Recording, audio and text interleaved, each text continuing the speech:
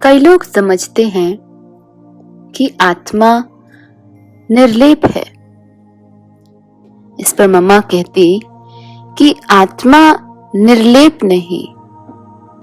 हाँ, आत्मा शरीर से न्यारी जरूर है, लेकिन इसका अर्थ यह नहीं कि आत्मा पर शरीर द्वारा किए हुए कर्मों का प्रभाव नहीं पड़ता।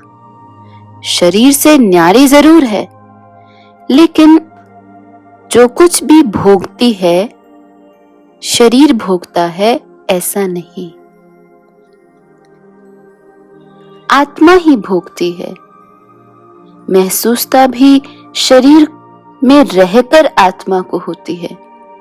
जैसे देखो, जब कोई शरीर छोड़ता है तो क्या उसको कोई महसूसता होती है? अगर उसको उस वक्त काटा जाए, जलाया जाए, कुछ भी किया जाए, तो क्या उसको महसूसता होगी? नहीं।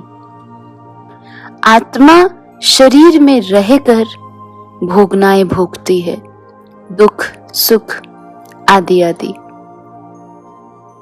कर्मों का जो हिसाब बनाती है वो भी आत्मा ही, क्योंकि कर्म और कर्म का निर्णय स्वयं आत्मा लेती है। इसलिए आत्मा अपना कर्मों का हिसाब लेकर दूसरे शरीर में भी जाती है। जैसे देखो, किसी को दुख भोगना है तो छोटेपन से ही लूला, लंगड़ा, रोगी होकर दुख भोगता है, या कई अन्य प्रकार की मेंटल डिसऑर्डर, हैंडीकैप्स या कुछ ऐसा। तो सोचने वाली बात यह है कि छोटेपन से दुख भोग रहा है। यह दुख उसको छोटेपन से ही कहां से आया? छोटेपन में तो कोई किसी को दुख नहीं देता ना। फिर बच्चे कोई पाप आदि नहीं करते, तो दुख की क्या बात? जरूर उसका कोई कर्म का हिसाब जन्म से ही उसे मिला। तो कहां से मिला?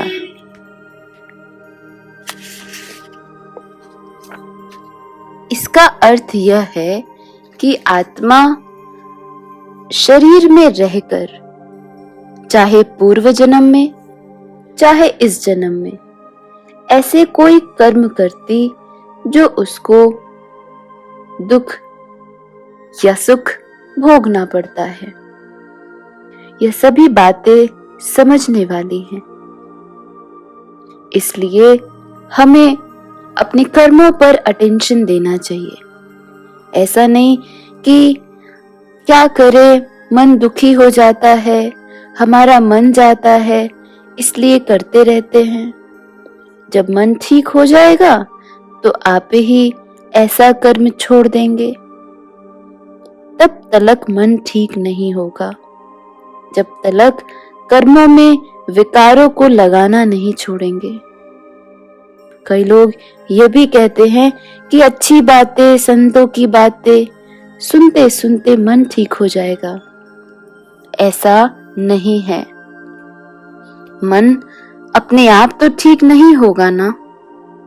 मन में पहले से ही पाप का बोझा चढ़ा हुआ है।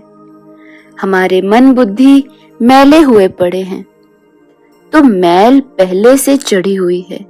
दूसरी ओर हम बुरे कर्म अर्थात मैले कर्म करते रहें, उनको ब्रेक नहीं लगाएं, तो मैल तो और चढ़ती जाएगी। तो जो पावर है सत्यता की, वो बैठेगी ही नहीं।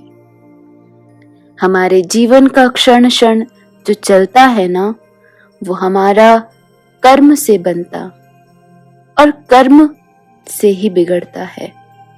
जो हम बोलते हैं, इससे क्या बनेगा? अच्छा बोलेंगे तो अच्छा बनेगा, खराब तो खराब। जैसे अगर कुछ अशुद्ध चीज खाने में मन जाता है और खा लेवे, तो क्या होगा? मानो किसी को कोई बीमारी है डॉक्टर ने परहेज लिखा, दवाई लिखी, दवाई तो खाई, लेकिन अगर परहेज नहीं करे तो क्या रोग ठीक होगा? इसी प्रकार मन को शुद्ध बनाने के लिए अन्न का भी परहेज रखना जरूरी है। कर्म करते समय विकारों का साथ नहीं लेना और खाने पीने में अशुद्ध अन्न का साथ भी नहीं लेना। बाप भी कहते, मन को भी वेस्ट न करो, उसको मेरी याद में लगाओ तो मन में ताकत आएगी। कोई भी कर्म काम, क्रोध, लोभ, मोह वश होकर करेंगे तो तुम्हारा पाप का खाता बनता जाएगा।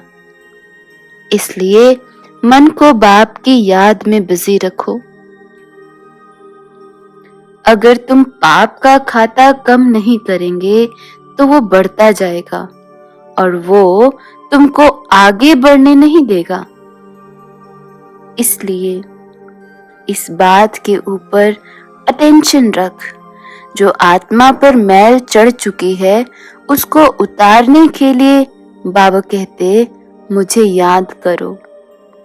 याद करो माना मन को परमात्मा में टिकाना, उनकी दी हुई शिक्षाओं प्रमाण कर्म करना, अर्थात मन मना भव।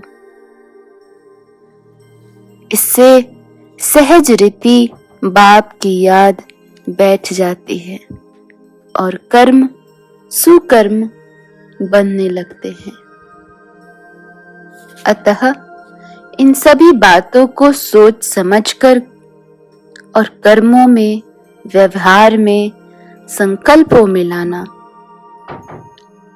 क्योंकि महसूस करने वाली, भोगने वाली आत्मा ही है, न कि शरीर।